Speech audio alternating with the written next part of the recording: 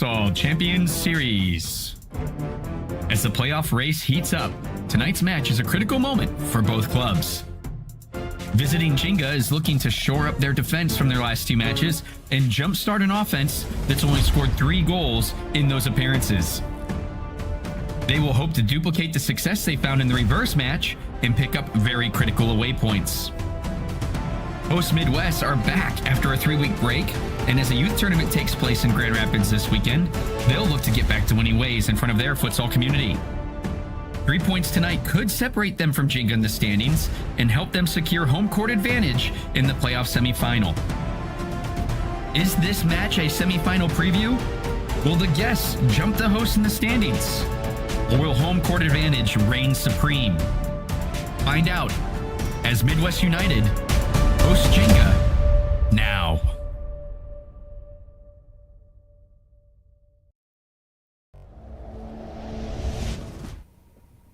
Ladies and gentlemen, welcome to Grand Rapids, Michigan here at Aquinas College.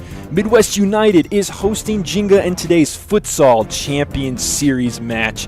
I'm Jared Kleppa along with Chris Fernandez bringing you the action. I'm in our studio here in Lansing, and Chris, you're out of the country right now, aren't you? Always sitting over here in the cold northern parts of Canada, heating myself up out here with the FCS Game of the Week. I can't wait to get into this one with number 2 and number 3 in the standings. There is nothing better on a Saturday night than a game of this magnitude at FCS. And we got Midwest United hosting Ginga tonight, both with 4 wins. Ginga with 1 extra game played, and Ginga's currently on a little bit of a skid here. They've lost a few straight games, a lot of those being games on the road. On the other hand, Midwest, they are coming off a tough loss, 9-1 at Grand Rapids Olay. And one of the players that was not present for that game, Chris, was Captain Jorge Saldanas. Saldanas being the captain of the squad, obviously a big important part of this Midwest side out there, missing in the previous game, and let's be honest, it was a 9-1 big loss to Grand Rapids, so they are definitely going to be looking forward to having their sturdy captain back in the lineup tonight. Very interesting about the previous game, in case you missed it, that 9-1 game, despite the scoreline, it definitely felt a lot closer of a game than 9-1. A lot of those goals given up by Midwest United were some mental mistakes and defensive mistakes, and I think Jorge Saldanas, his presence and his leadership on the court tonight is going to make a big difference. On the other side for Ginga, we have the young Shota Takabatake as one of the 2 pivots for Ginga tonight. What are you excited to see from Shota Takabatake tonight, Chris? Well, we got to love this young, fresh grad out of college out there. The Japanese pivot is going to be making a big impact, along with the other pivot tonight, number 16, Nick Rumasek out there, who's been an absolute stalwart player out for Ginga. And if any indication of this young player out there from Shota, we are going to see quite a bit of maneuvering from him, not just in the pivot position, but we're going to see a lot of switches over in the wing stop out there. And who knows, if him and Rumasek can get on the court in the second half, there could be some real serious damage that Ginga causes.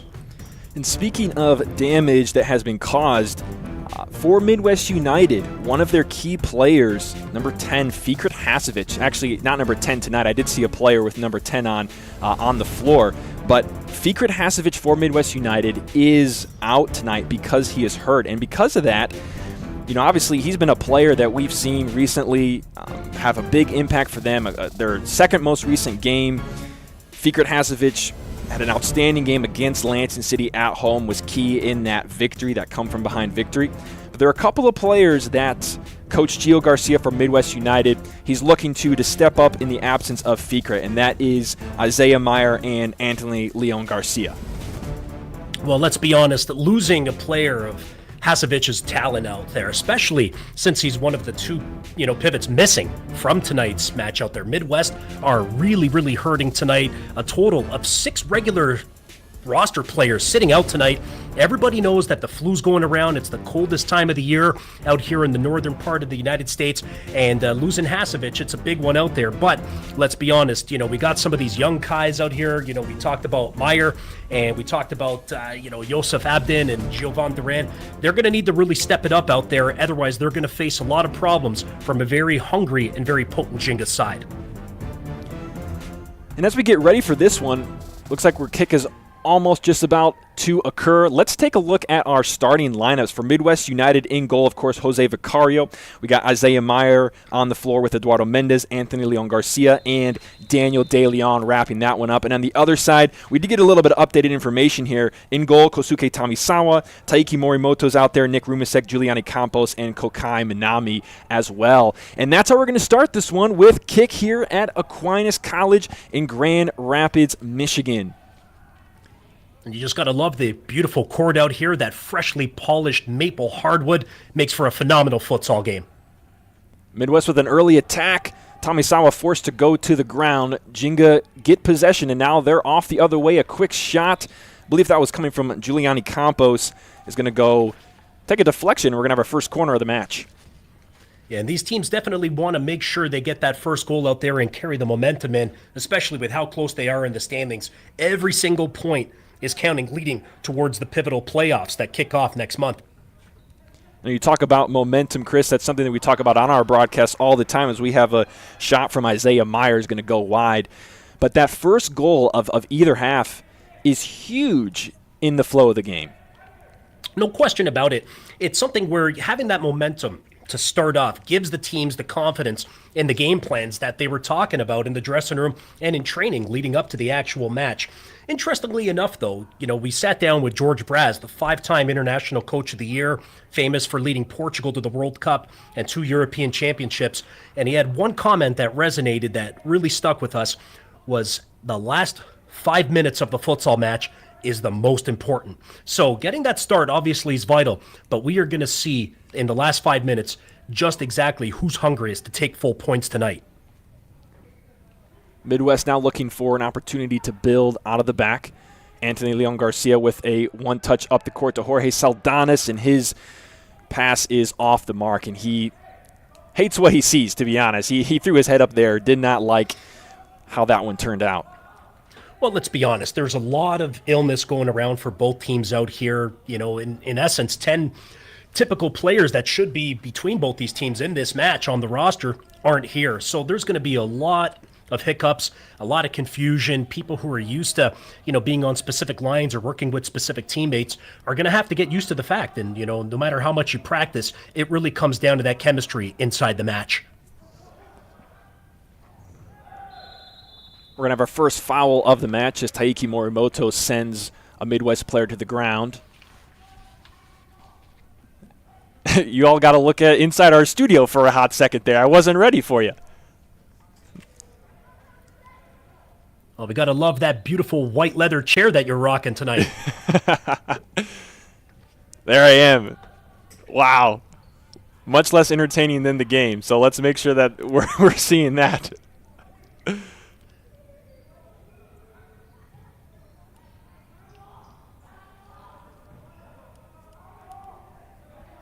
Thank you for bearing with us with some of these technical difficulties here.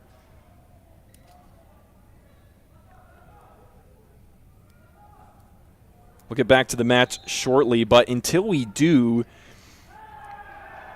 you mentioned, Chris, that this is a game between two teams that are in the middle of the table right now.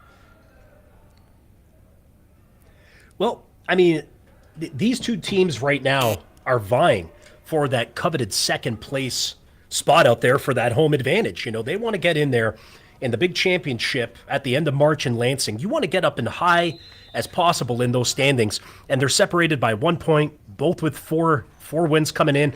And as we spoke about a couple times already, they're depleted on the roster out there. So every single point counts, in this 10-game season here in the FCS. And these guys are definitely both wanting to go head-to-head to make sure that they get that advantage in the first round of the playoffs. And taking the first advantage today is Ginga, up 1-0 after that short technical difficulty break. So apologies that we weren't able to bring you that goal. And we should know, hopefully shortly, who was able to put that one into the back of the net for Ginga. But for now, with just under 18 minutes to go, Ginga have gained a 1-0 lead as they look to have possession here, a ball all the way up to the pivot from Tamisawa. Looks like he was looking for Kokai Minami on that one. Well, that opening goal is going to absolutely be music to the ears of Coach Matsushima out there, who talked about the importance of getting that first goal, and he's certainly going to be grinning immediately getting that in the first couple of minutes of the opening half.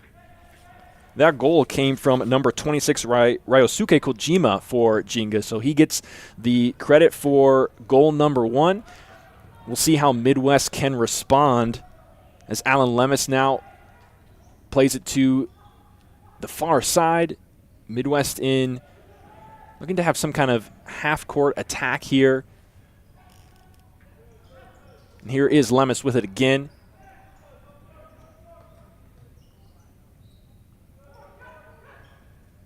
Ginga playing that solid zone defense like we've seen from them all year long.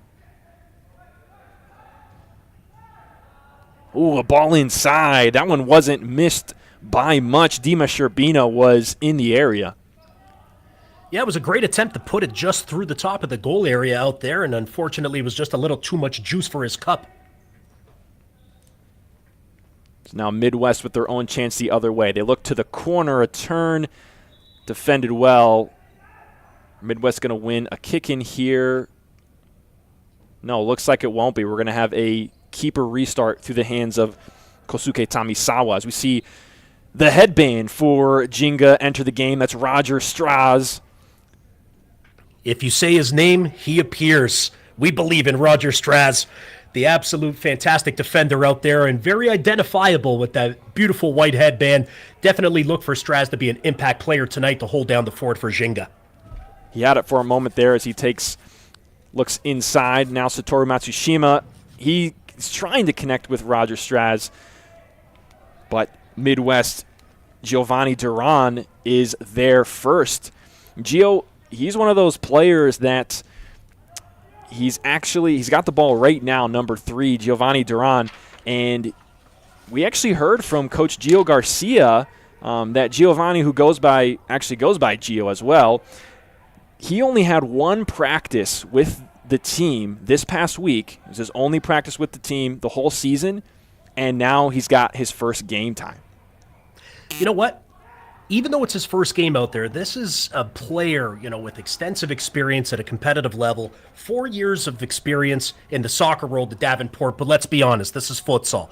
So, where did it come from? He grew up playing futsal for Olay back when they were known as ABK and was teammates with Coach Gio, actually. So his experience on and off the court is extensive, and it's going to be a very, very big, important part of this Midwest side late in the season out there. A very solid signing indeed.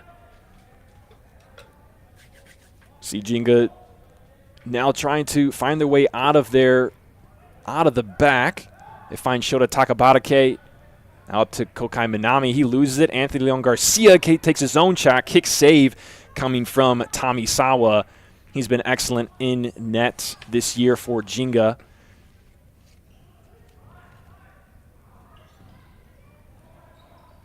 Now Midwest in their half-court attack. Shot towards the net, not able to make it there. They come right back to him. Isaiah Meyer, he finds himself in a double. Wes Rasdorf comes away with it. Number 57 right there. We saw him in the net actually for a little bit of the second half last week, and today we see him on the court as Coach Satoru Matsushima said that he's mostly a court player, but he had kind of expressed interest in goalkeeper, and Satoru wanted to try him at that position last week, and unfortunately didn't go so well, as I believe he gave up 3 goals in a pretty short period of time when they faced Lansing City. Yeah, and a big part of that is the giveaways out there, and especially when you're playing on the smaller courts, you need to be a little bit more patient, even though it's harder under those condensed circumstances, but you got to be able to make the right moves and not be able to cost your team easy goals off the turnovers. This one rattling the post. of Ginga. Looks like it was touched by Kosuke Tamisawa as well, and Midwest United are going to have a corner kick of their own.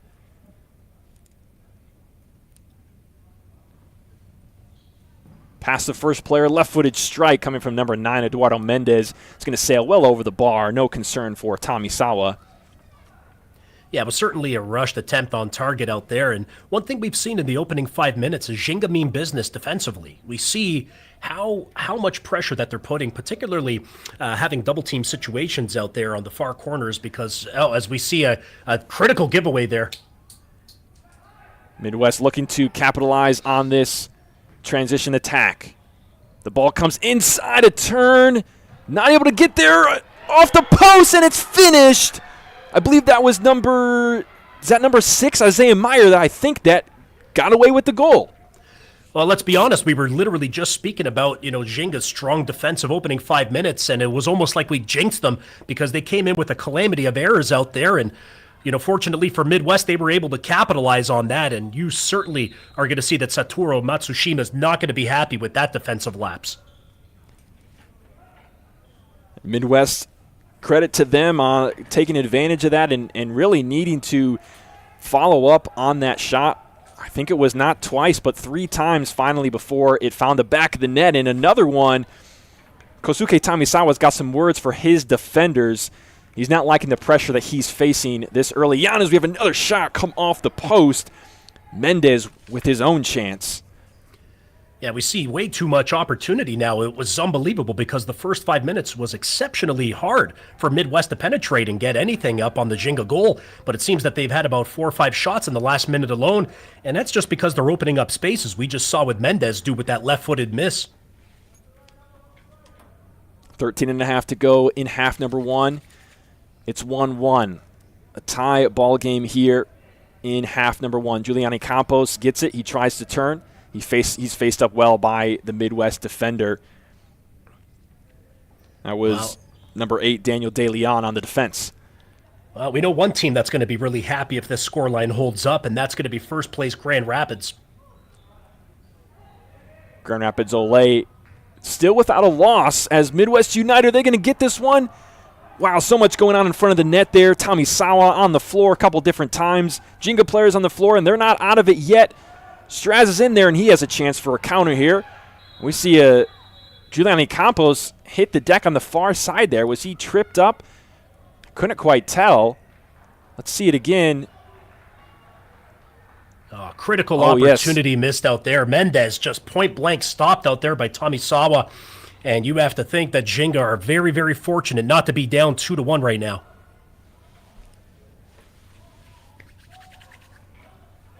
A little discussion going on with the officials.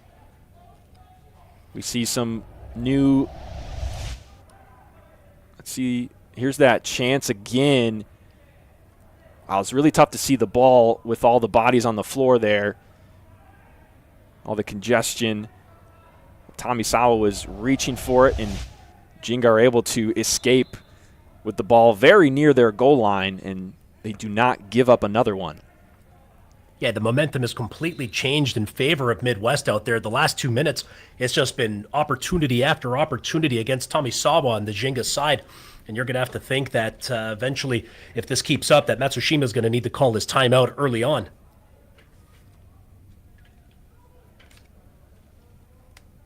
So with the stoppage of play, we've seen Midwest with quite a few chances actually outshooting Ginga by quite a large margin here.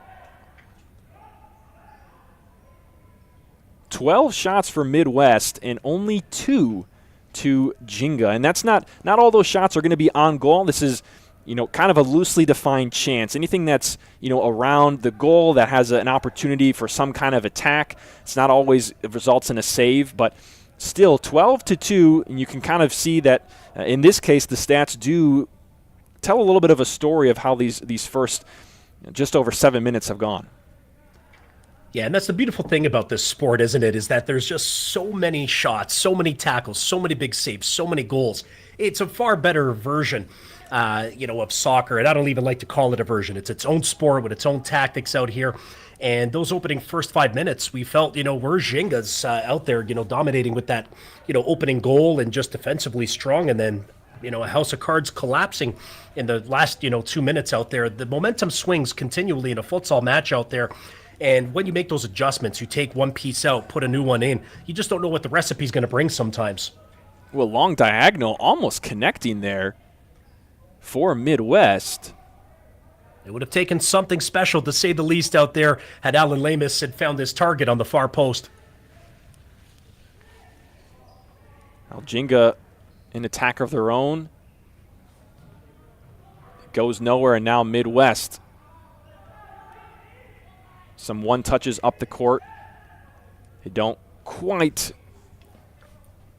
maintain the quality needed to keep possession there.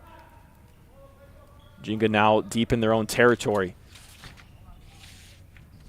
A long one from Tamisawa. First time ball looking, I think, kind of near the goal for the far post. Kokai Minami, it looked like. And you kind of get the feeling with the kind of defending that we're seeing from Ginga and the flow of the game, Chris, that if Ginga are going to get opportunities, it's probably going to be on the counter. Certainly, and we're just going to have to see a little bit more made from the wingers out there, because they have been exposed on the flanks for the several minutes now. And, we see a lot of the speed of the Japanese players, 5 of them on this roster out here. Obviously, the influence from Matsushima being in a big, difference from that. It's not too often you see, 5 Japanese beast players over in Cincinnati, but, Matsushima knows his talent, played over in the Japanese leagues, years ago. And we're going to have to see some of the speed utilized on the wings, as was the case in that moment. Transition coming for Midwest United. 2 Ginga players quickly collapsing. Now Tamisawa going far up the court. First time forces a touch from Jose Vicario, and I think that's the first time that we've said his name. He hasn't seen much action tonight on goalkeeper from Midwest. Oh, and another there opportunity. He is again. Sorry to cut you off there, Chris. I saw him go to the ground again, but we haven't seen, Jose Vicario. He's been a very good goalkeeper throughout today the season this year, and he hasn't been called upon too much in this first portion of the first half for Midwest. No question about it. Vicario's been a rock out there. He allows his defenders, he allows his wingers to feel a little bit more confident and press up out there and try to get the ball over to their pivots and really cause some offensive damage. Oh, transition moment here for Ginga. And looks like they're going to get whistled, and surely a caution here for the hold. It's going to go, I think that was number 4. Let's take a look at it here. Yep. He grabs him by the arm. Very clear tactical foul coming from Yosef Abdin, and a caution issued. He should just be lucky that the ball didn't hit his arms out there, or he was going to be seeing red, literally and metaphorically. Vicario doing well to come up on that play, even though it was whistled dead anyways. Certainly negated any sort of advantage that could have happened there with his slide. Good decision to quickly come off of his line. Ginga sets up for the free kick. They go inside, touch inside from Sherbina. His shot really didn't look like it was going to go much of anywhere after Isaiah Meyer stepped up. In that circumstance out there, it's unnecessary to just stop the ball out there as Sherbina did, and obviously just drew the defense to stop that. Woo. Whoa, almost a goal. I think that was a combination between Eduardo Mendez and number 8, Daniel De Leon. Great footwork from Mendez leading up to that. Did you see that, Chris, on the far side? Oh, De Leon looked like he almost had an opportunity as we see the replay out here. Beautiful pass out there. Wow. And just you have to think De Leon's going to be kicking himself for not being able to throw that into the net and making this a 2-1 score. So we see, I believe that is De Leon who goes down to the court there on that foul. We saw him in the previous match when they faced Olay. He did have a couple of chances in that game that he wasn't able to execute on. So to see him in this game have an opportunity like that, and again, the execution is not there, I'm sure Coach Gio Garcia just really wants to see that clinical finishing touch from him to finish those moments.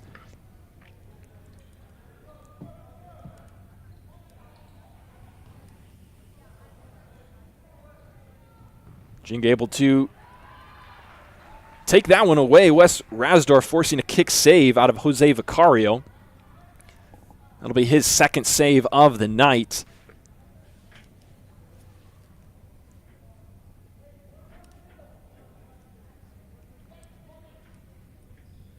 Kick in the attacking half here for Ginga.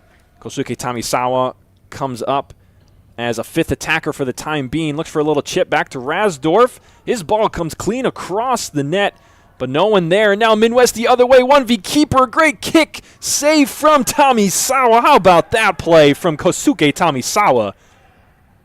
Well, you saw him come out as the extra attacker out there, and, you know, with great risk comes great reward. But in this circumstance, they got countered and almost saw Midwest take advantage of them.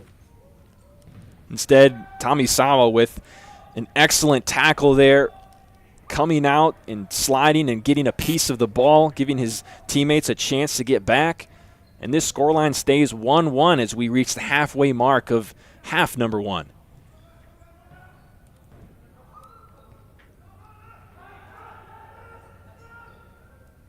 Kicking on the near side for Midwest.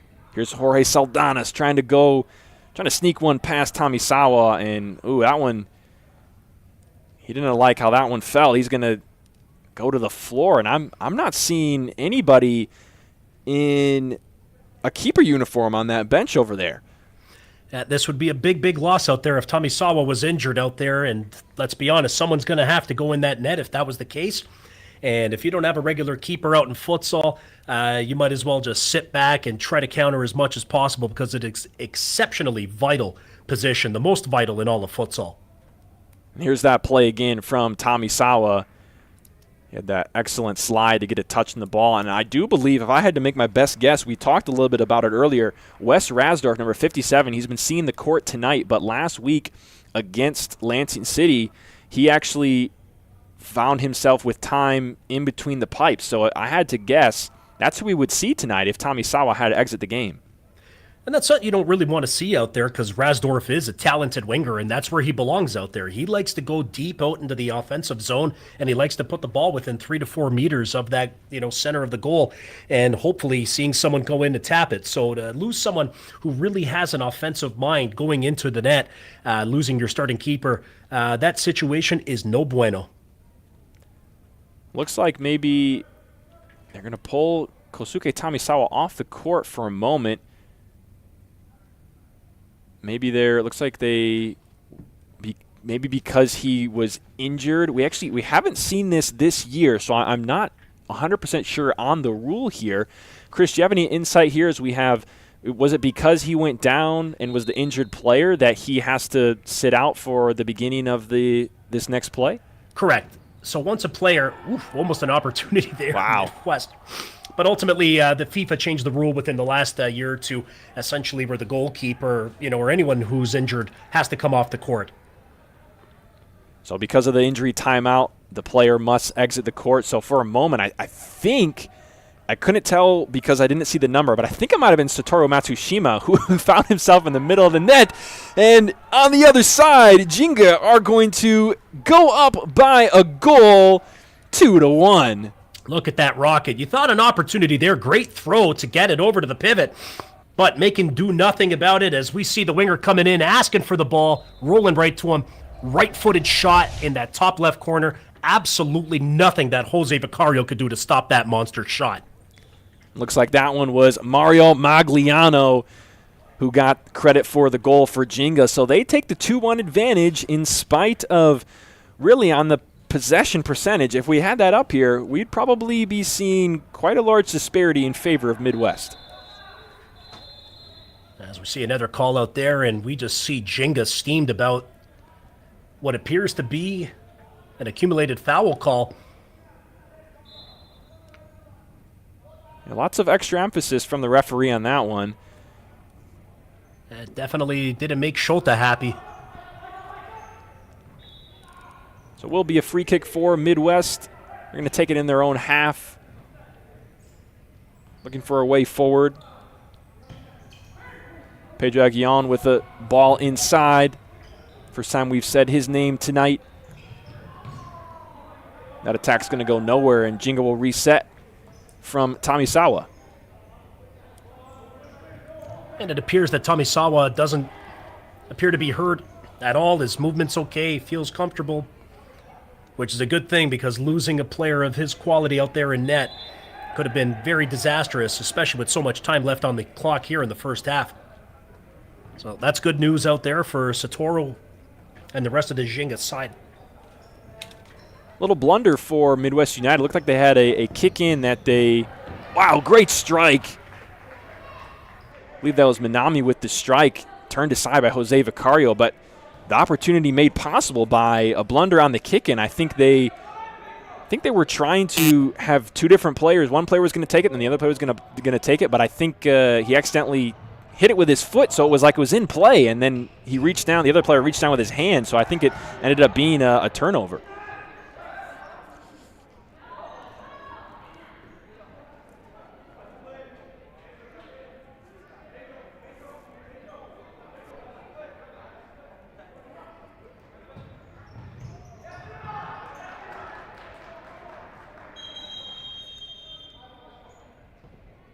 We're going to have our first timeout of the match with 8:27 to go, called by Midwest United. They trail 1-2.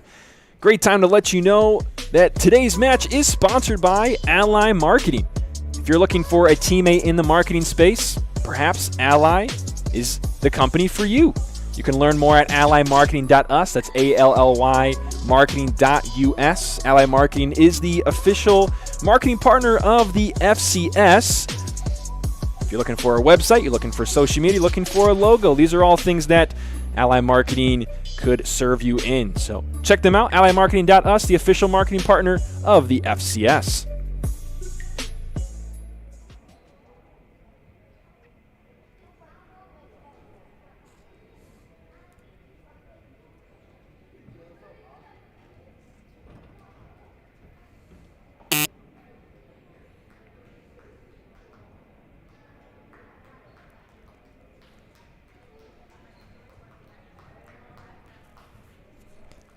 Now, during this timeout, Ginga with that 1-goal advantage. Midwest find themselves down 1, even though it seems like they are controlling the flow of this game.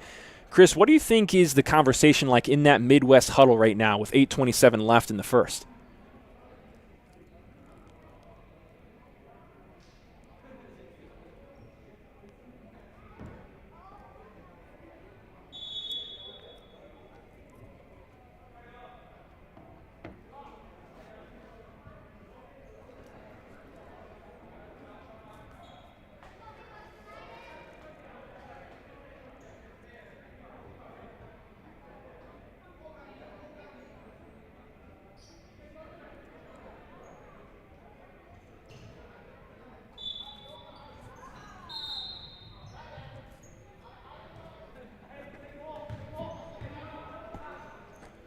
Play will restart with Jose Vicario's hands for the Midwest side. He'll roll it short. The ball immediately up to the pivot. Roger Straz is there, and now Ginga the other way. Well, that one scooped up by Vicario before Ryosuke Kojima could get there. He was sniffing out goal number 2 to his name. Instead, here are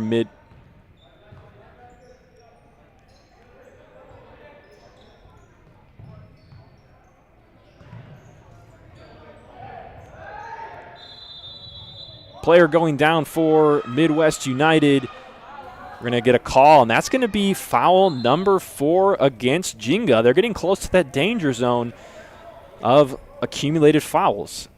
And with 7:47 left on the clock, 4 fouls, that's not a position you want to be in out there, and definitely Midwest are going to be looking to draw the fouls, but let's see what they can do here on the dead ball situation, a real critical opportunity to even this game up. 2-man wall for Ginga, 1 on either post. Ball coming in, looks like it was off the wall. But the Ginga players are saying it was off of one of the Midwest players. Their case is to no avail. Midwest will retain the corner. A strike and an amazing save. It's on the goal line. The follow-up is in the back of the net. Midwest draw even just seconds after their timeout. I just have to wonder what Tommy Sabo was thinking trying to, catch this ball out here. It was a rocket of a shot. All he had to do was just parry it out, let them go out for a corner kick and reset. But not a very good series of goalkeeping mistakes out there by Tommy Sabo out there, and that resulted in Midwest getting that goal. It could have easily been prevented had he just allowed the ball to go out of bounds there. Goal scored by Alan Lemus for Midwest United, his first of the night. And that's how Midwest is going to draw even 2-2 here with 7:19 to go.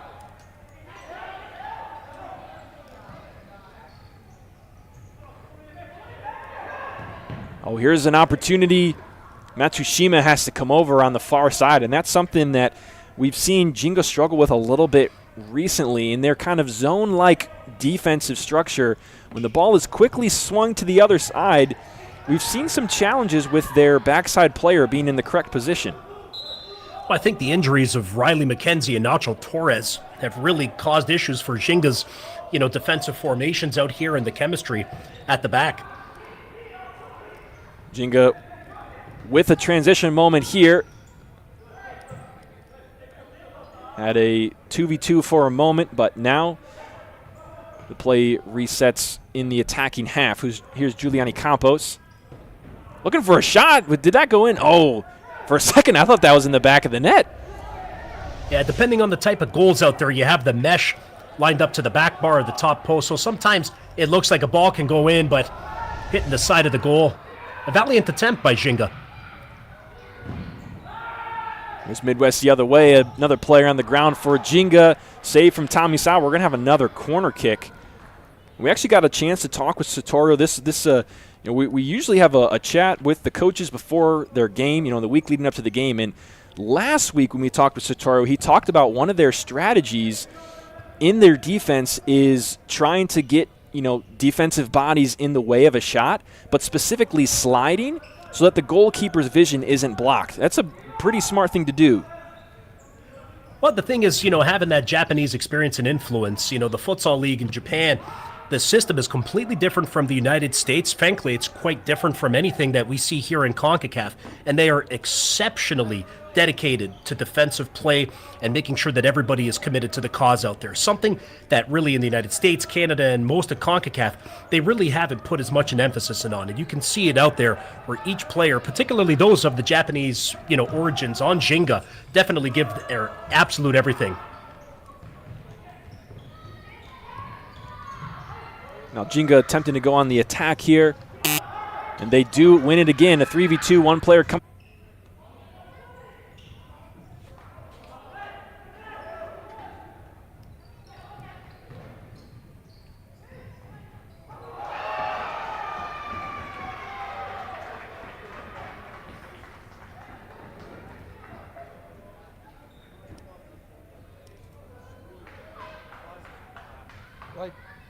Mute it, turn the ringer off.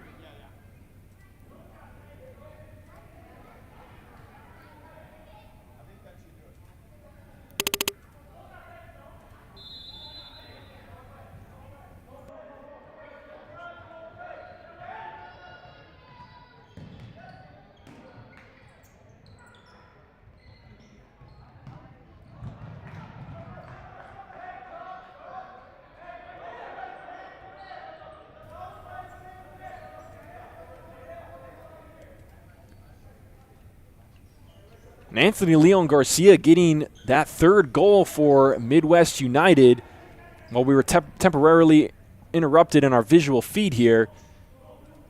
So Midwest now with the 3-2 advantage. Ooh, and another chance going just wide, threatening to put another one up on the board before halftime.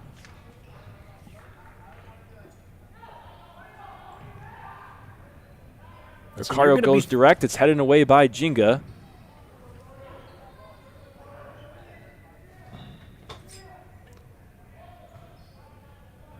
Double there from Ginga. Their defense, though they've given up 3 goals tonight, very quick to collapse. Multiple players on the ball. This could have been a lot more out here as we just see opportunity after opportunity that Midwest are taking advantage of some of these defensive Ginga mistakes, particularly in the clearances. They're very soft. They're putting them out to the side. And instead of just putting it out of bounds and resetting their formation or just, clearing it towards the goalkeeper, Ginga have really caused the headaches for themselves out there. A little bit of possession here for Ginga and a turn. What a save from Jose Vicario. But just moments before that, as Leon Garcia trying to get by Matsushima, we're going to have a whistle here. It was a valiant attempt there by Mario Magliano to try and get in towards the Midwest goal area, but missing an opportunity out there was his teammate. Wow, that one goes against Midwest. Very surprised. I really thought I saw Satoru Matsushima really initiating that, trying to impede the progress of Leon Garcia, but he's the one that gets whistled for it.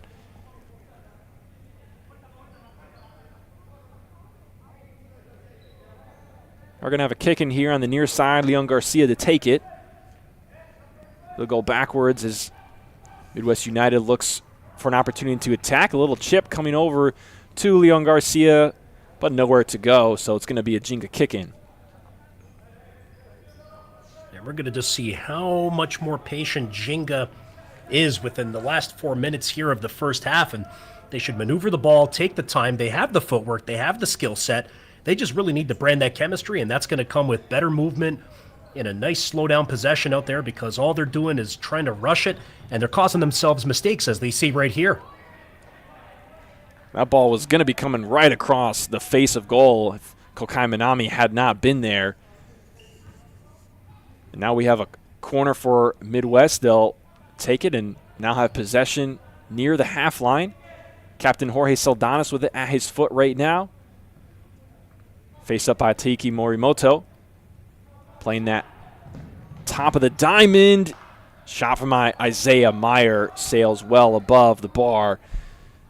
So it looks like goalkeeper Kosuke Tamisawa for Ginga still having some conversations with his players in the back. Maybe about some miscommunication and organization defensively. Well, they haven't been very organized, for the last several minutes of this entire half, and it's going to be something that they're going to need to address at halftime if they have any ambitions of getting back into this one. Little chip to Takabatake. He's defended well in the corner battle. Ginga come out on top, and looks like Jorge Saldanas caught a little bit of that, the back swing of that strike from Yosef Abdin. Couple quick changes for Ginga. Roger Straz onto the court. Ryosuke Kojima onto the court. Straz out on that back post. The chip comes into Kojima, and his first time strike blocked by the Midwest defender, and they're going to make some changes of their own. They're trying to keep those fresh legs out there and making sure that they don't get beat in the final step, because Ginga's notorious for it. Touch inside and a strike, a bit wild, not going to go anywhere positive for Yosef Abdin and Midwest United. We've talked a little bit about the absences for these teams.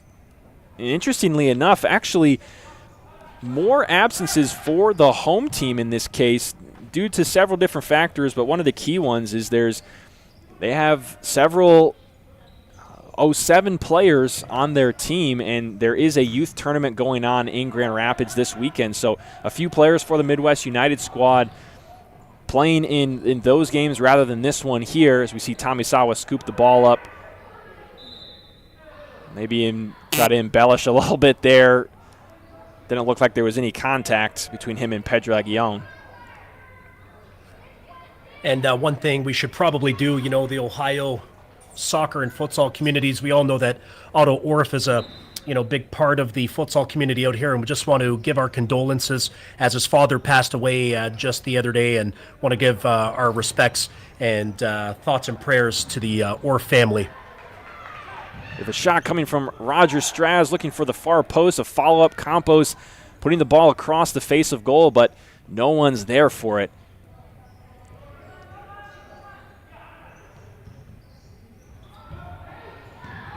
Turnover and a quick shot from Giuliani Campos. Going to be saved by Jose Vicario. We're going to have a corner kick from Ginga, but first they call a timeout to talk this over with 2:15 to go.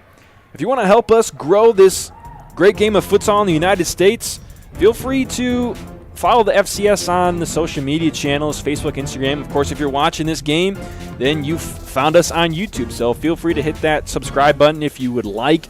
You can hit the notification bell if you want to get updated anytime we go live. We do our best to stream all the games of the Futsal Champions Series right here, as well as a live podcast on Thursday nights called The Third Half. We've had a couple episodes of that. We had Fabian Rodriguez of Ole on the last one, so feel free to hit that subscribe button if you want to catch the action and be a part of those interactions. But also, and maybe even more importantly, check out the teams on social medias, Ginga, Midwest, all the other teams in the league, and show them support and help us grow this great game of futsal in the United States. FutsalChampionsSeries.com.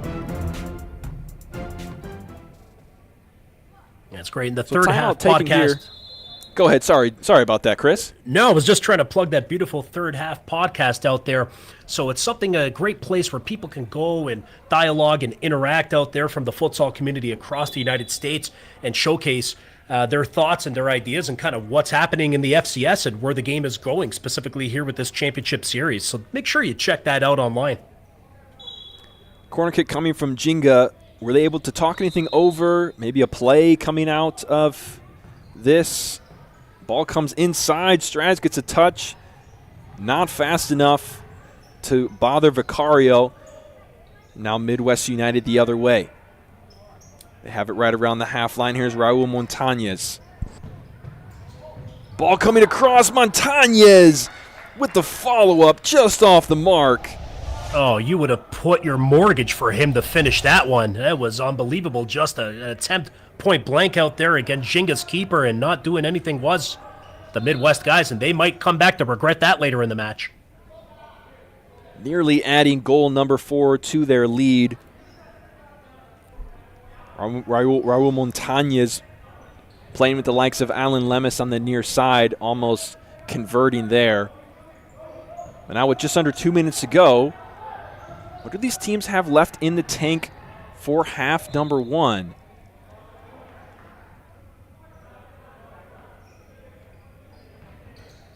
Ginga showing a little bit higher press up the court here for the time being. They are going to win a corner, a kick-in on the far side. The great thing here about the FCS is all the interaction from fans, teams from across the entire country. And while you're watching the stream out there, make sure you get involved with the live chat. You got a lot of chirping between rival fans out there. Get into the FCS action out there. You're watching on the court, but you can be a live, interactive part of this as well.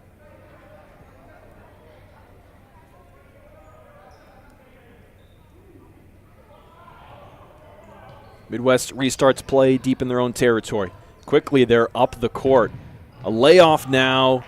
That was Raul Montañez taking his chance. Not going to bother Tommy Sawa. He goes very direct all the way up the court to Giuliani Campos. Does he win a corner?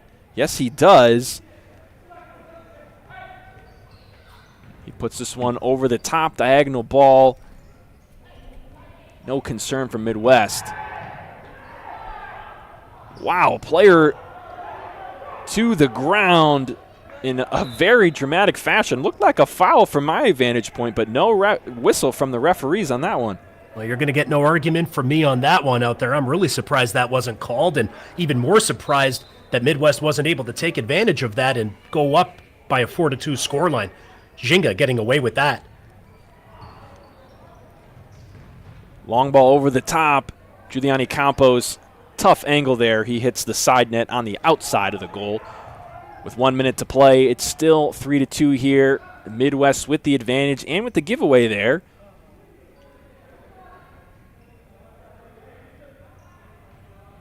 Ginga taking their time on their kick-ins and their set pieces.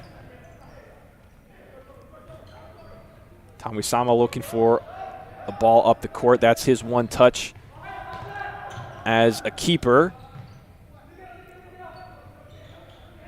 Ginga showing some possession to get out of the back. We haven't seen a lot of that possession from them today. Didn't look too bad there, but weren't able to get out of the back, and it's in the possession of Midwest now with 30 seconds to go in half number 1. Quick turnover. And it seems these teams are just wanting to give another Christmas gift to one another out there. Unnecessary turnovers by both sides, particularly on that scenario where Tommy Sawa had it coming out of his crease. He had full time, a lot more court space and real estate to work with, but instead gave up that keeper touch out there and, forced to give the Midwest possession again. Unnecessary stuff. Here is Alan Lemus with just under 10 to go. Anthony Leon Garcia with a turn. His shot is wild and off the mark. Our clock says 4 seconds to go. Sometimes a little bit of disparity between that one and the actual game clock, so be watchful for that. Does time expire right here? It does. So well done for the scorekeepers syncing up those game clocks, and that's going to be how we end half number 1. Midwest on top 3-2. Chris, before we go to the break, just your thoughts on that half number 1 and how both these teams have approached the game and how we got to 3-2 here. 2 words: defensive lapses. And both teams have been able to capitalize on some, but let's be honest, there's been a couple of key missed opportunities. We should have seen a higher scoreline than the 3-2 indicates out there.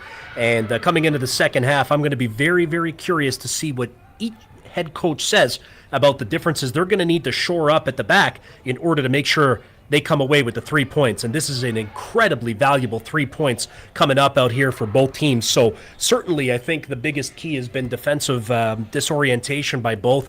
And we're going to have to see adjustments out there. And I think whoever makes those adjustments at the back is going to come out on top with those points. And we'll see what kind of adjustments each team makes coming out of the halftime break.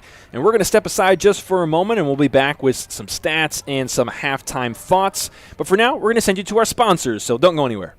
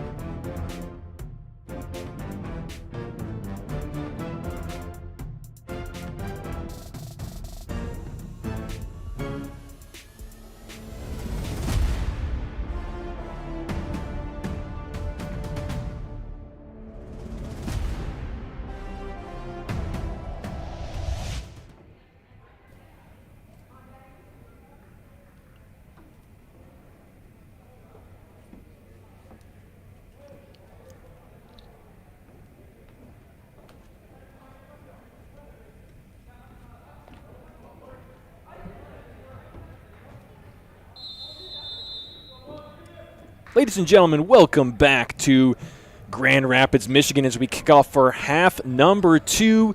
Midwest United currently with the 3-2 advantage over Ginga. I'm Jared Kleppel along with Chris Fernandez. Chris, we had a moment to talk during the break about the adjustments that might be coming for the second half, and your perspective, it seemed like whoever makes the biggest and best defensive adjustments are going to have the upper hand here. No question about it. We saw a lot of defensive mistakes resulting in goals on both sides of the court out here. And realistically, Ginga, in order to get back into this, are really going to need to slow it down, take less risks, making sure that Tomisawa's, aerial attack out there is a little more, streamlined and put on the ground, and not allowing themselves to get into 50-50 ball situations when they should be dictating the flow.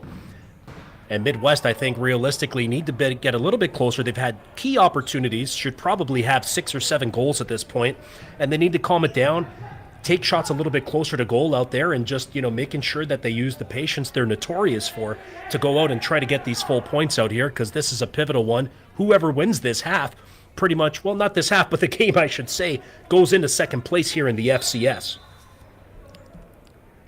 We're going to see our first corner kick of half number 2. Going to be taken by Ginga.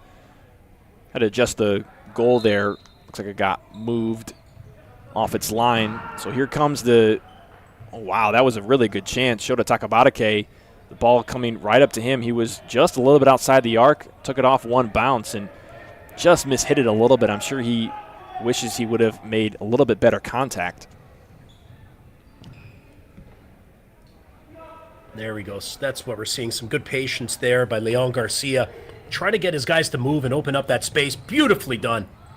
And here we are. Great opportunity coming from that patience and movement. Jorge Saldanis off the mark, but it takes a deflection, and Midwest United are going to have their own corner. No, that's exactly what Midwest need to do out here. Exactly what they just did. Looking for the far post. Maybe could have gone a little bit better with that pass right there, sending it to De Leon. But Midwest, if they're able to just continually move that ball around, we can see some good things for them. Here is Saldanis. He's working with Daniel De Leon. De Leon looking to take on Kokai Minami. Deflection goes out of bounds, and we see Jose Vicario come up the court just a bit. He's not flying all the way. So we have Midwest showing some patience in this possession in the attacking half, and unfortunately Leon Garcia is going to dribble that one right out of bounds. So we take another look at the opportunity Saldanis had. Was going wide, I think, the whole time, but it looks like Tomisawa got a glove on that one.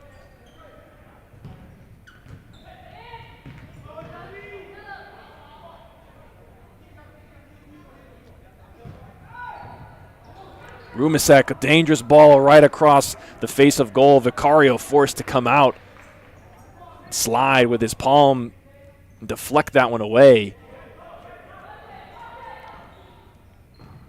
I'm just curious on the decision for Rumasek to take that inbounds pass as opposed to being the guy at the top of the goal area to go and spin and shoot out there, as he's the tallest and he's a natural pivot. And this one finds the back of the net. Was that Jorge Saldanis that got the last touch?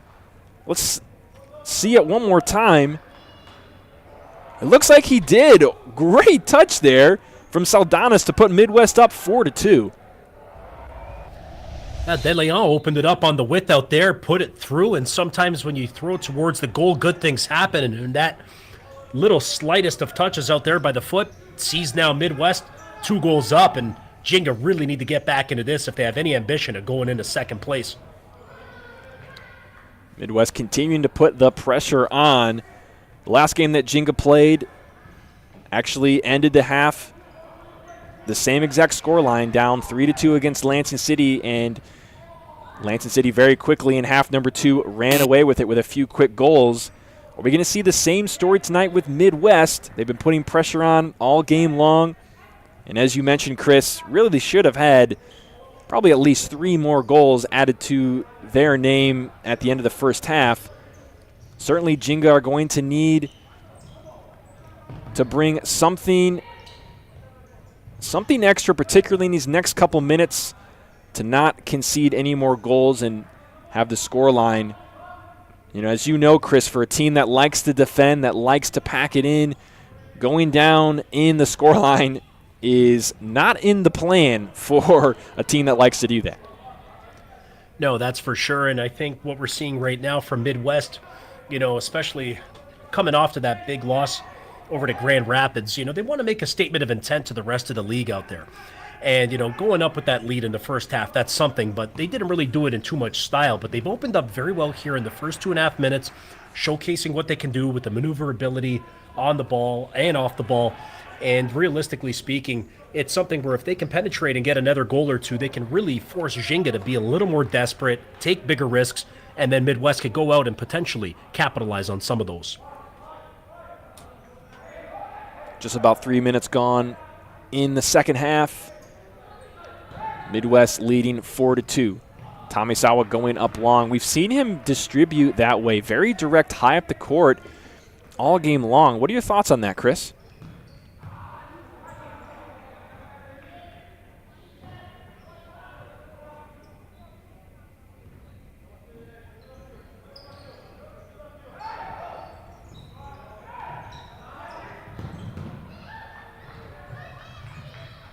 I think maybe we're having some technical issues here. Wasn't able to get a response from Chris on that one. Here is Midwest going the other way.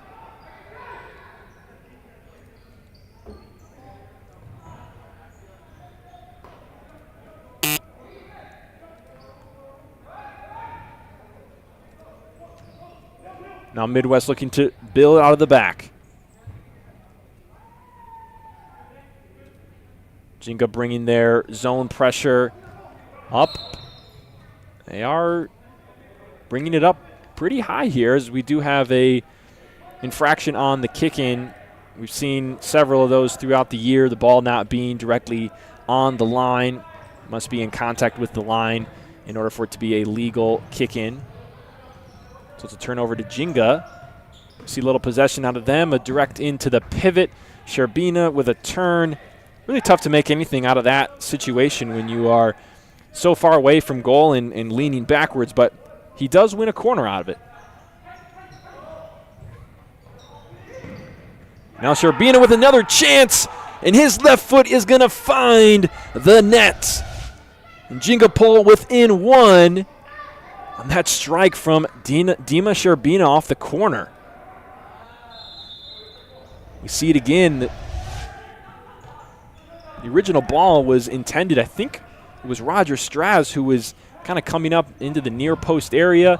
It got by him. And whoa, we see Gio Duran with his own strike, forcing a save out of Tomisawa.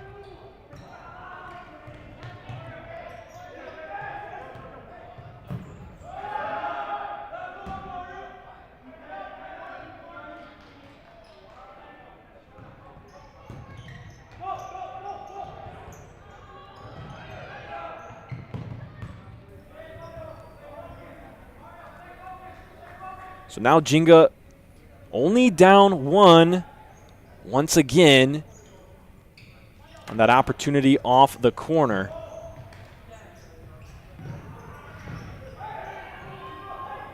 Ooh, and Ginga almost with another chance there. Mario Magliano trying to add a second one to his name.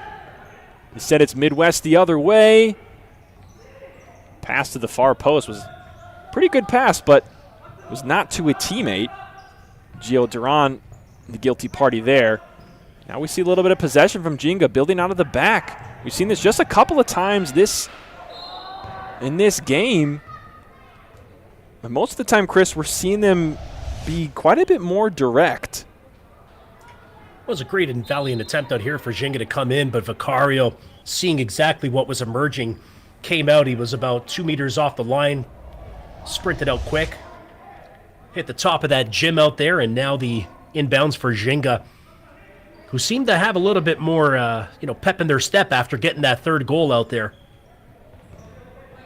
Tomisawa flying up the court just for a moment. as a fifth attacker. Kojima's going to lose that one, and now here comes Daniel De Leon. He loses it. Matsushima has it. A little flick to Campos. Campos in the corner. Probably could have taken a little more time on that one. Instead, he tries to hit it first time. He's actually complaining to the official there. I think he wanted a foul.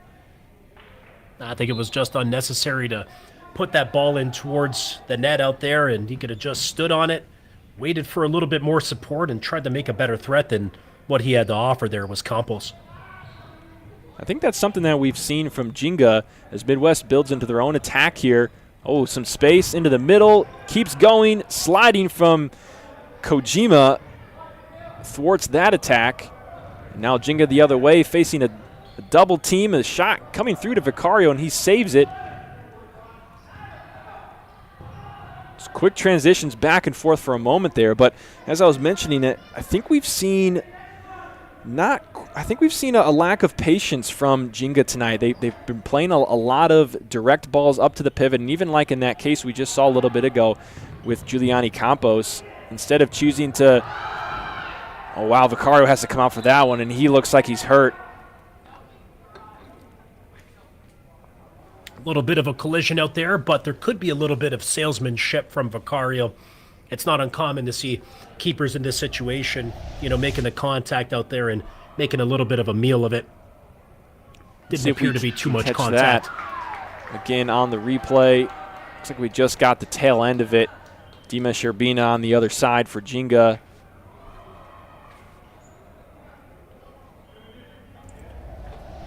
Looks like he's holding his right leg there. I would assume that would be on the initial collision. But he's going to have to step off the court for the time being. We see him back there jogging around, and for the time being, they also do not have a backup keeper in uniform. So we're going to have a court player with a green jersey on, head out there. And now here comes Tomisawa taking a risk for Ginga. Will it pay off? Sherbina was looking for, I believe that's number 17, Taiki Morimoto on the other side. Sherbina should have just really gone for it. He was right there, could have had the shot.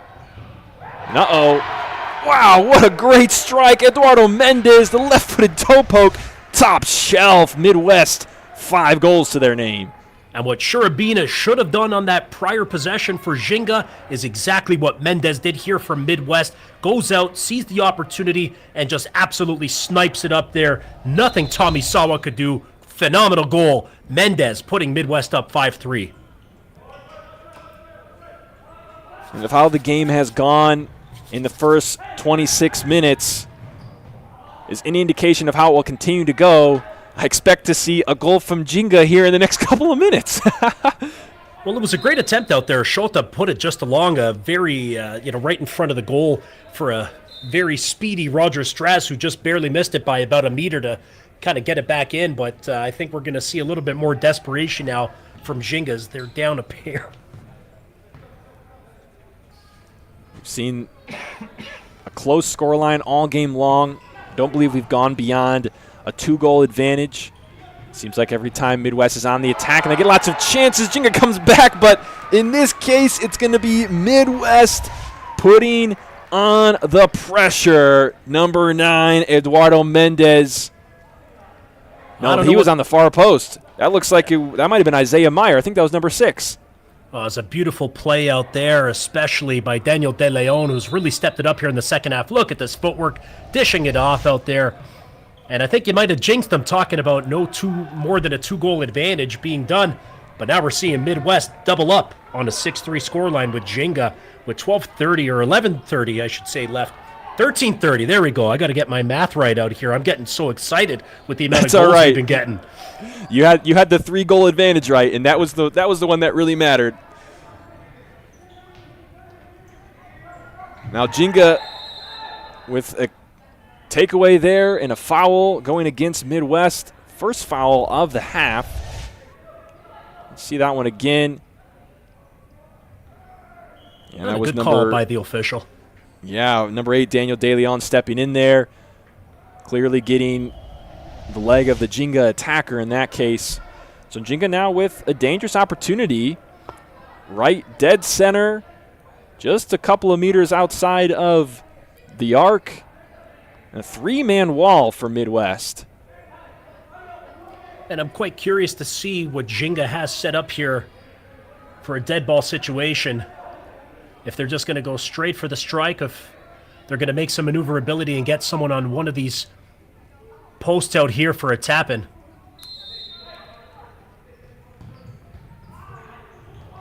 A little bit of a play coming from Ginga there. Now the other way, Tomisawa has to make a save. And you called it, Chris. They had a play going there for them as Tomisawa has to make another save. Great shot coming from Anthony Leon Garcia. They didn't quite execute it, but the thought was there. You saw the movement. Oh, speaking of movement, Daniel De Leon almost catches an easy one for Midwest on the far post. Oh, with that free kick opportunity Ginga had, it was just poorly executed, and then they were slow on that rolling ball, and Midwest, almost going up to make it a 4-goal lead out there, and Tomisawa bailing out Ginga. We are getting word that on that last foul that happened against De Leon in the defensive half of Midwest United, he was issued a caution for that one, and I think rightly so, as he himself takes a shot here. That foul that happened just a couple of plays ago certainly was a tactical foul situation in a dangerous opportunity, so he was issued the caution with 12.5 to go in half number 2. He's having a great second half far out there. Oof. That's got to be at least a yellow. He just shoved him in the back. Am I seeing this? He just shoved him. It seemed like a little bit of an extra meal, if you ask me. It seemed he pushed him out there, but you got to keep your hands to yourself. Let's be honest. This game's all about discipline. It's all about technique out there, and you can't be putting your palms on another player, especially a goalkeeper like Vicario. He'll go down and draw a foul or a card in a scenario like that. And Giuliani Campos is issued a caution there, and we have Kojima now goes down. For a moment there, arm was kind of wrapped around his head and neck area. And we're starting to see we're starting to see a little more play than what we bargained for here in the last couple of minutes. Some cautions, and certainly Midwest players not taking kindly to the actions of Campos recently against Vicario. And I mean, you think that probably Vicario might have embellished that one a little bit, the way he went to the ground, but why wouldn't you he? Cannot excuse like you said, putting your hands on another player. Oh wow, he hung on to that. That wasn't just a great save. He just executed that to precision by holding on to it. And a yellow. Are they going to say he was out of the arc? Did we catch that one on replay? I'd love to see that one again. Let's see. See if we catch the front end of that. Makes the save. What was the...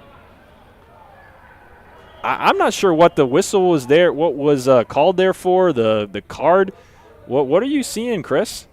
Oh, he was definitely within the goal area. The only thing I can see is that he maybe encroached on the 5 meters that he's supposed to have out there before the free kick's taken. I think you might be right about that.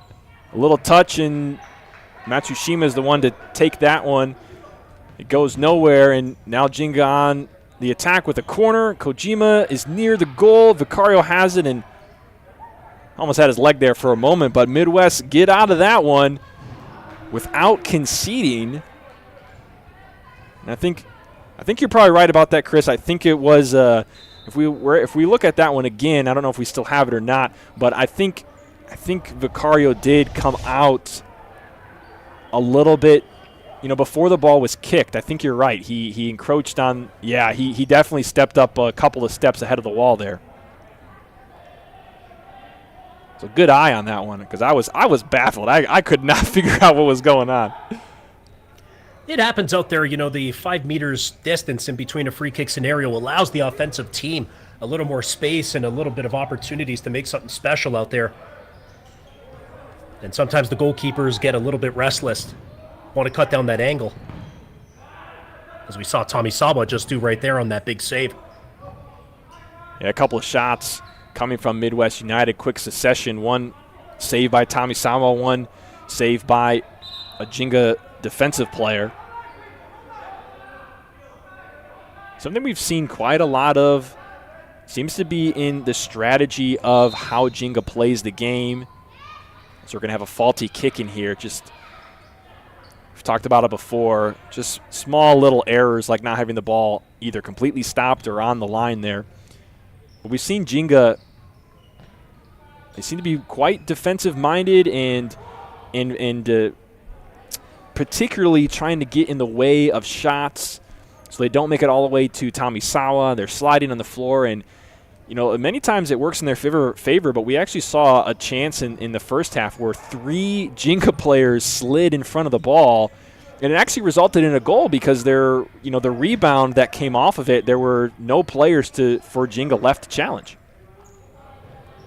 We're starting to see Midwest slow it down slightly a little bit. I know they're very offensive-minded, always wanting to add to their tally, but out here they want to eat this clock like it's a nice slow buffet at Cracker Barrel. And the reality is out there, Ginga are going to start to press a little bit faster like they did in the first half, in the first 5 minutes where they were doing great. But over here, I have a feeling they're just going to be drawn deeper into the Midwest half out there. And they're going to look to get exploited out there by Midwest ball movement, which has been phenomenal so far here in the second half. Certainly Ginga down those 3 goals with just over 10 minutes to go are going to need to move into a high press situation, try to get some skin back into this game. Can they get one here? No, they don't. We saw 16 Nick Rumasek pretty unhappy with the official on the near side, and he's going to commit a foul out of frustration.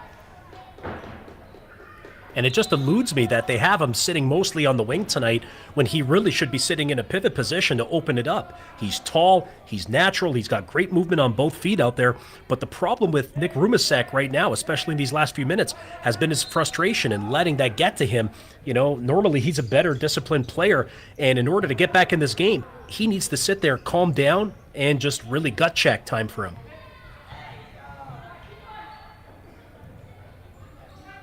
And now Ginga facing a high press from Midwest. Raul Montañez is standing right in front to knock that one away. And he's fortunate out there. You sit there, Montanez could have, had an opportunity if he controlled that a little bit easier to get a shot on Tommy Sawa, and Ginga should not be making turnovers in a scenario that close to goal. All the way up to Sherbina in the pivot spot. And it looks like he's going to be whistled for a foul at the end of that play.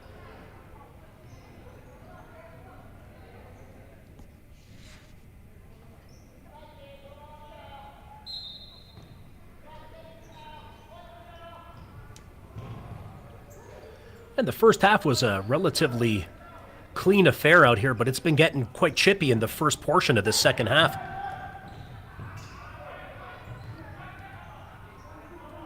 So we enter the final 10 minutes of this game.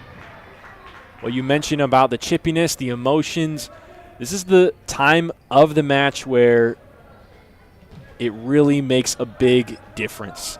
Not to mention the time of the season out there, given exactly what's at stake with these 3 points tonight. You got it. It's kind of like in these matches, the emotion and the intensity of the game builds and builds and builds and builds. And then when you get to this moment where a team like Ginga, they realize where they're at and 3 goals down and what needs to happen, the intensity starts to come out. And, all it takes is kind of one player in either team, maybe a call that gets missed by an official, even just a call that's disagreed with, and the players start taking some things into their own hands. And, we've seen games get out of hand at this time of the game. And, I think you said it, Chris, that it's going to be very important for the teams to maintain their composure, to maintain their emotional maturity. That's something that we've talked with Coach Gio Garcia of Midwest. They have a lot of young players, and that emotional maturity is something that is important for them to manage. And for both teams with this 9 minutes to go, it could be a big factor if you lose that composure and give up some silly fouls. And, if you get sent off with a red card and you're down a player, that really impacts your team. No question about it. And, that's something that comes with experience out there. You have some of these wily veterans who know how to tug on a jersey or say the wrong thing out there to get under the skin of some of these young players who have chili peppers in their backside out there. And, the reality is if you don't have discipline, you have nothing. You could have all the offensive prowess and strong defensive stalwarts, a phenomenal keeper, but if you don't have discipline, you have absolutely nothing. Now we see Ginga High pressing down those 3 goals, needing to create something. Can Midwest exploit it? They do in this case. Looks to be Anthony Leon Garcia tacking on goal number 7 for Midwest. That's a beautiful goal. That's a futsal goal. Look at that. Posterizes a sliding Roger Straz. You do not see that often from the strong defender, but look at him. Just drags it over, left-footed in the bottom corner. Beautiful, beautiful goal that really puts a stranglehold now here for Midwest. Definitely one of my favorite goals of this match. You mentioned that play, the fake on Roger Straz. Very, very well done. Oh, that went off the post. Leon Garcia trying to get another one. Wow, and interesting to mention, Daniel De Leon, that was his 3rd assist on the night, Chris. Yeah, he's been absolutely phenomenal tonight, especially in the second half, and that's the kind of adjustments we were talking about. What's it going to take in order for the teams to go out and get full points out there? In Midwest, by far and large, have come out and made those adjustments. They slowed it down. They put the right players together out there. We've seen Leon Garcia and De Leon together. They've been absolutely unstoppable so far, and Ginga have absolutely no recipe to stop that.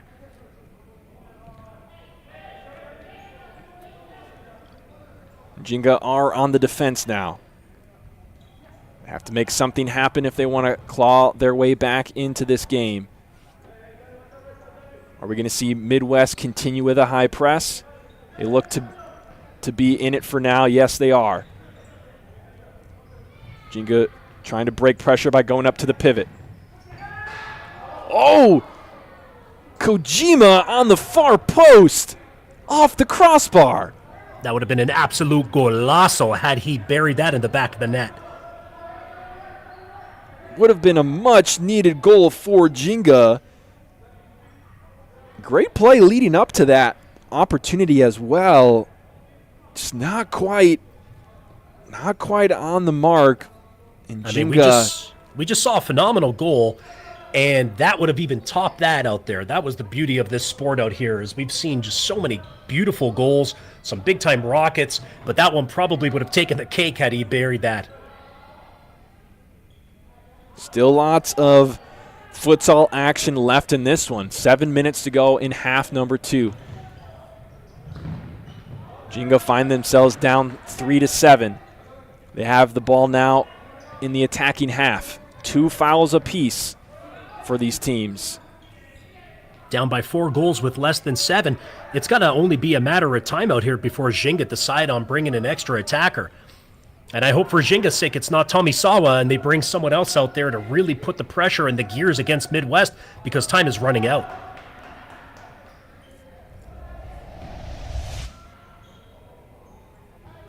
Well, yeah, here's the replay of Kojima. Nice ball from Satoru, and wow. I mean, really, the highlight of that play was the vision and the placement of that ball from Matsushima. That was an excellent ball through the goal area out there, and unfortunately, Ginga not able to capitalize on it. But that shows the beautiful experience out there and in Japan that Satoru Matsushima has brought.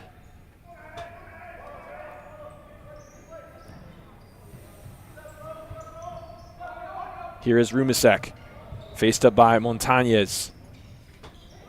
Playing in the back with Minami. Minami looks up the court to Sherbina. And I'd like to see Rumisek a little bit more in the attacking role out there with Stras coming back as they both exchange some passes. But Rumisek's an offensive threat. Yeah, he was looking for Sherbina there on that one. It goes over his head. Ginga looking for a double there. And Midwest wanted a foul. That was number 3, Giovanni Duran.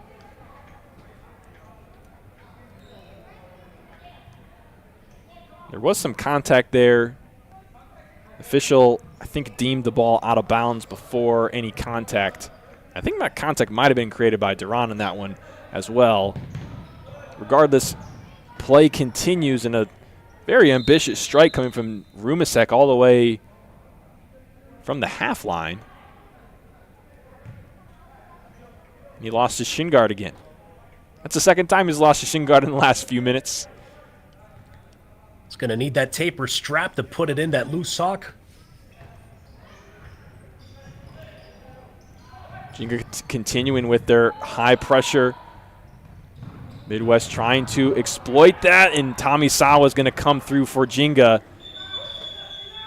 They've relied on him throughout this high pressure in a particular fashion, and that's going to bring us to the first timeout of the second half with 5 left to go. Great time to let you know that this game is sponsored by Ally Marketing. If you're looking for a marketing teammate, Ally Marketing might be the company for you. Websites, social media, logos, anything that has to do with graphic design or showcasing your business and telling the story of your business, that's the job of Ally Marketing. So check out allymarketing.us. That's ALLY marketing.us. Ally Marketing is the official marketing partner of the FCS. Ally Marketing, let's be friends. We spoke earlier about American companies supporting American futsal. Definitely, if you need any marketing needs out there, check out Ally. Support those companies who support American futsal. And with 5:06 to go in half number 2, I believe the timeout was called by Midwest. That was the original signal that I was seeing from the official on the sideline. We're going to have play restarted here deep in Ginga territory. Midwest with possession. Ginga continuing up the court, trying to apply some high pressure. They got 5 minutes to find a way to get 4 goals. Not unheard of, but certainly not the easiest thing to do. And Tommy Sawa is down for a moment, and play is going to stop, and is he going to have to exit? Not at all. Tommy Sawa was simply trying to draw an accumulated foul against Midwest out there, and once he realized that he wasn't going to get it, he popped back up immediately. So Tommy Sawa will not exit the game. He stays in, and now Ginga look for some kind of an attack against the man-to-man defense of Midwest. Yeah, usually in order for the keeper to be removed or someone, they have to be down enough where the physiotherapist or the coaching staff come out to take them or even to have a look at them.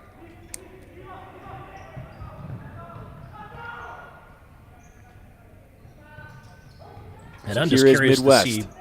Yeah, if this clock keeps running the way it does out there, I'm curious to see what exactly Ginga's going to do, having to utilize the extra attacker.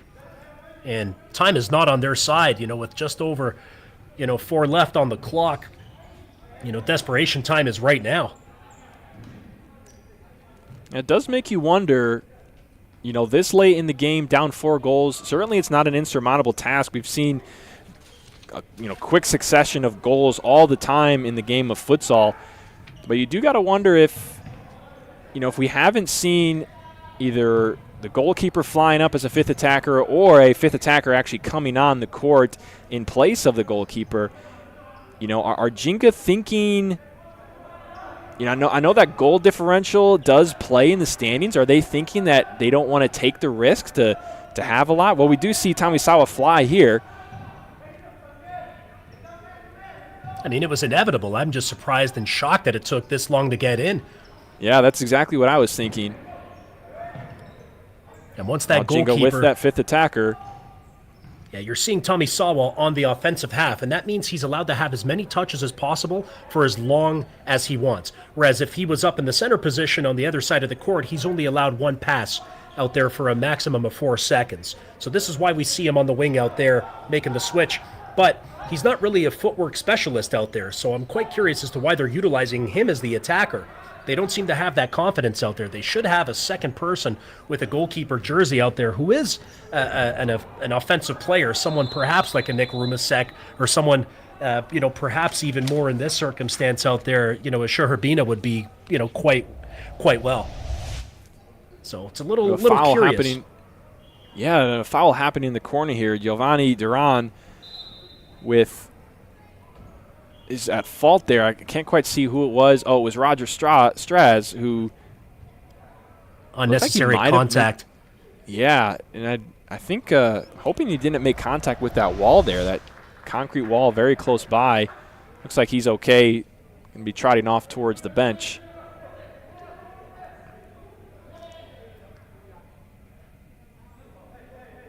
And a real surprise we don't see the fifth Ginga player. Here we go. Tommy Sawa finally getting back in the camera view. It's obviously got to go back to him. Otherwise, you're going to see a scooping volley on the other side of the court.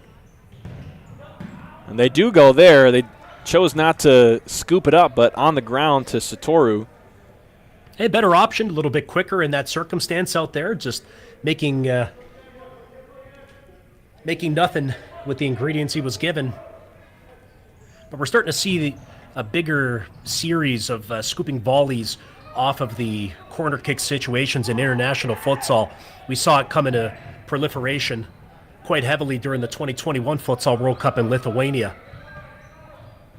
We've seen that in FCS play as well.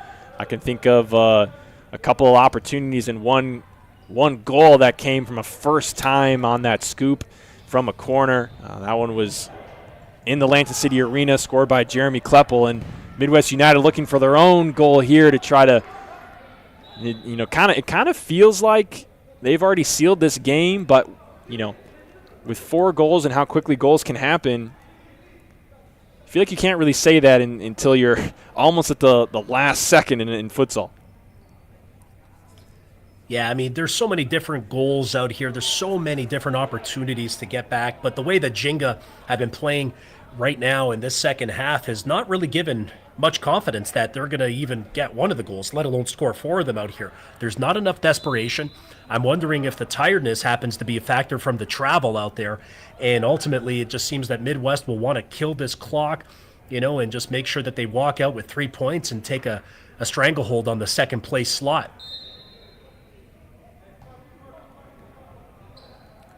.2:17 to go in this game. Midwest a little chip down the sideline. Isaiah Meyer with the attempt. He's going to win a corner for Midwest. And with just over 2 minutes left, I'm sitting there. If I'm Matsushima, I'm trying to bring out my goalkeeper and bring out a more offensive-minded and skillful individual out there to try and penetrate and break down as much of this 4-goal lead as possible.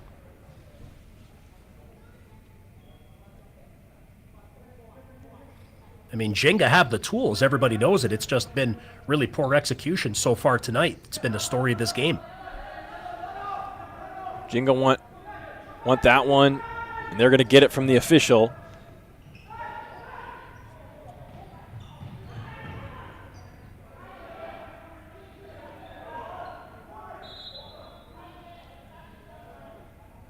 Getting word from the court side that there were 5 fouls issued in this half against Midwest. They were talking with Coach Gio Garcia, and he was kind of bewildered at that. He didn't know where those fouls came from.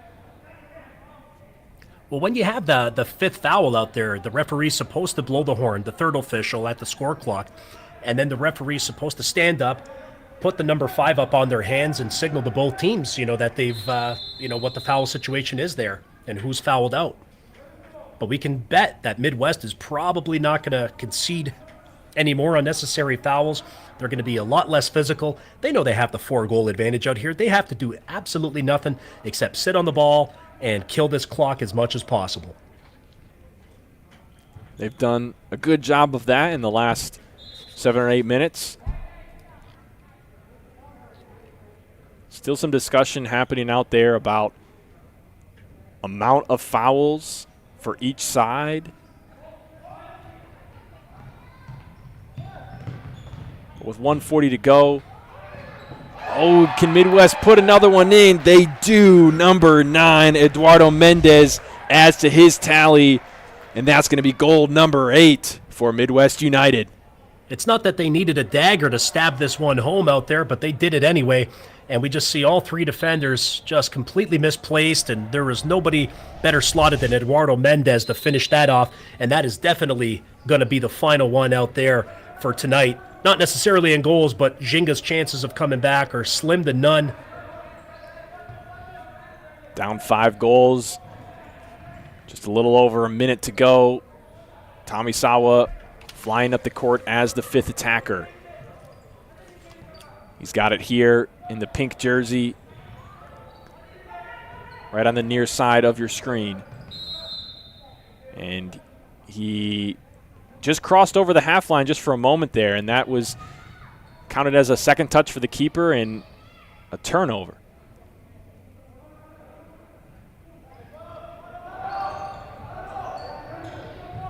Dangerous play right in front of goal. Tomisawa already going up to try to fly. High press coming from Midwest. Can they get an open goal opportunity? Tomisawa comes back. He goes straight up the floor with 40 seconds to go. And this goal difference out there, if it comes down to the tiebreaker scenarios, Ginga coming into this match with 41 goals for and 41 against, and now see themselves so far, who knows what happens for the rest of the 30 seconds here, but finding themselves down.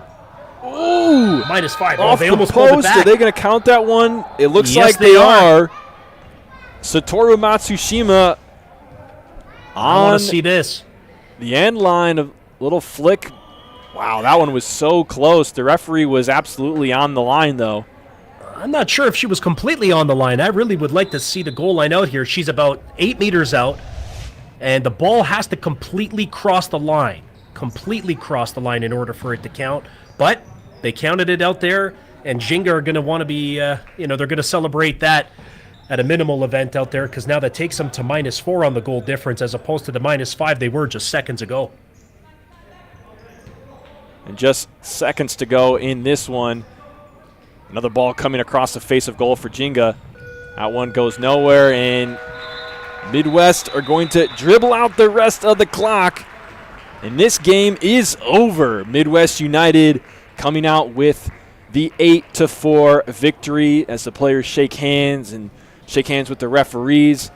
And we saw a close battle in the first half, and in the second half, Chris, Midwest started to run away with it about midway through with, I think it was 3 or 4 goals in a row.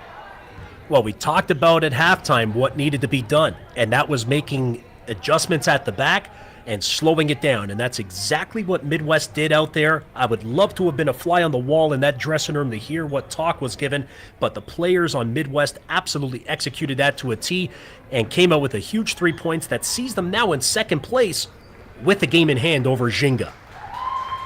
And speaking of how many points each team has, let's take a look at the standings coming into this match as Midwest United thanks their fans for coming. So this is the standings before this game, so we can see Midwest United, they now are going to match the 16 points of Olé. However, they will have 2 more games played at a 5 wins, 1 draw, and 2 loss record. Ginga, on the other hand, they are 4 wins and 5 losses now. At the 12 points, they do find themselves in the middle of the table, but they do have the most games played, in some cases by multiple games. So even though they are sitting in a decent position here, they've lost a lot of games on the road. All of their wins, I believe, have come at home. They only have 1 more, and that's going to be away at Midwest FC, who's at the bottom of the table there.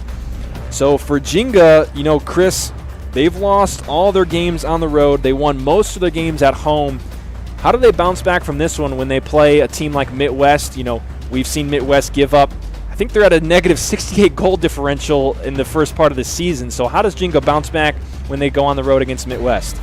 Well, you know what? Luckily for Ginga, they're going against the Midwest side that just haven't really been getting going all season long out there, and they're going to be happy. That's their final game. But the reality is, they have played 2 more games ahead of both Lansing and Detroit Imperial.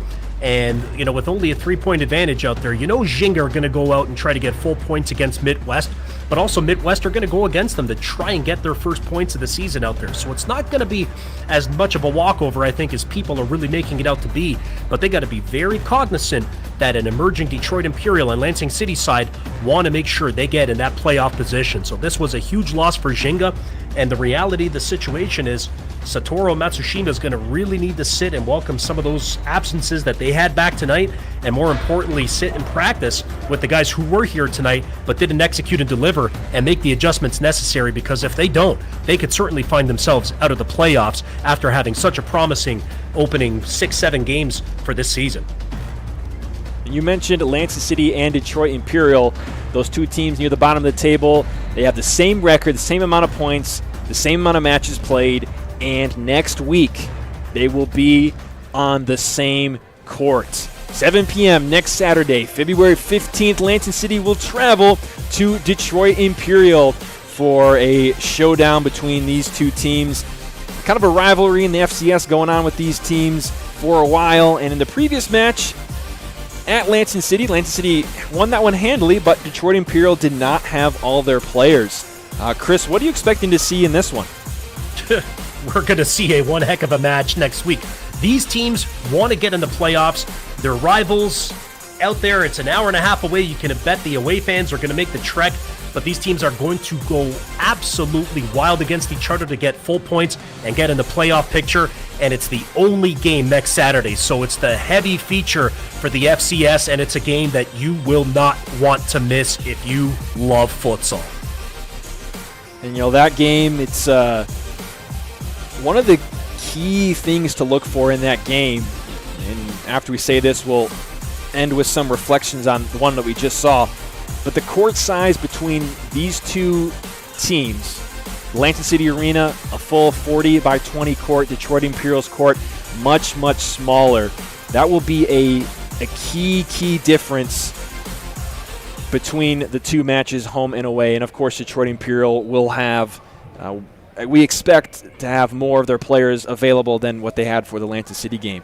So just taking a look at some of the stats, the goalkeepers were very active tonight. We had Tommy Sawa for Ginga, had 10 saves in the first half and 8 saves in the second, getting close to that 12 number or that 20 number. And on the other side, Vicario actually having 19 saves of his own. So the goalkeepers were quite active on both sides today, and a lot of shots taken and goals on both sides. We talked a little bit earlier today, Chris, about Isaiah Meyer in the attack, Anthony Leon Garcia, and we saw both of them involved in the attack and make a difference for Midwest today. Well, the reality for me is that you had Leon Garcia and De Leon. Both were the players of the match for Midwest. They're the ones who really stepped it up here in the second half. You alluded to, Jose Vicario earlier. He wasn't called upon too much, but when he was, he stood tall out there in the goal. And this was just a better team effort out here in the second half. As we spoke about, Midwest made the necessary adjustments. And De Leon and Leon Garcia together just were absolutely unstoppable out there and made sure Ginga paid the price each and every time.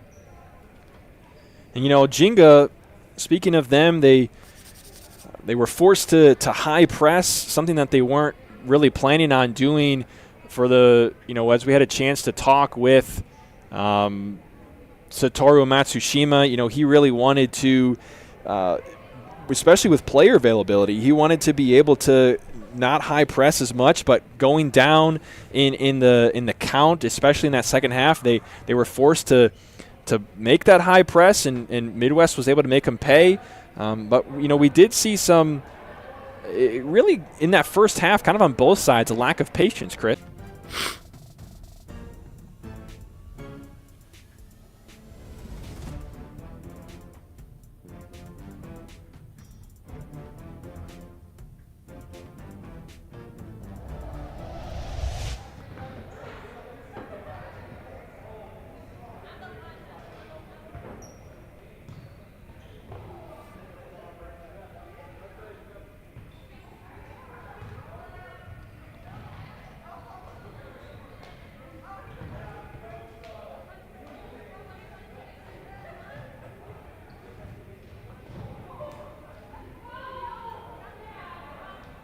And Chris, we did see Ginga there as we had a slight technical issue there.